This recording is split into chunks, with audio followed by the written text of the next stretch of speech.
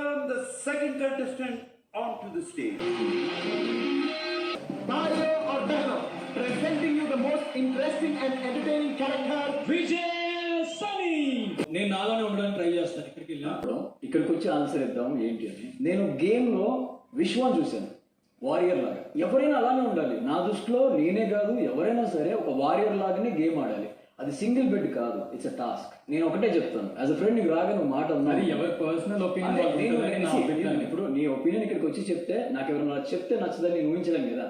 మనం ఏది చేసినా మనకి పర్ఫెక్ట్, మన వెనక ఒక సైన్యం ఉందన్న ఫీలింగ్ ఉంటుంది. కానీ ఇక్కడికి వచ్చాక ప్రతి ఒక్కరికి ఒక సైన్యం వస్తుంది, అది మనం గుర్తుపెట్టు. సో అన్ని సైన్యాలు మారిపోయి ఒక సైన్యం తయారైంది. యుద్ధానికి వెళ్ళేటప్పుడు ఆవేశం ఎంత ఉండాలో ఆలోచన అంతే ఉండాలి.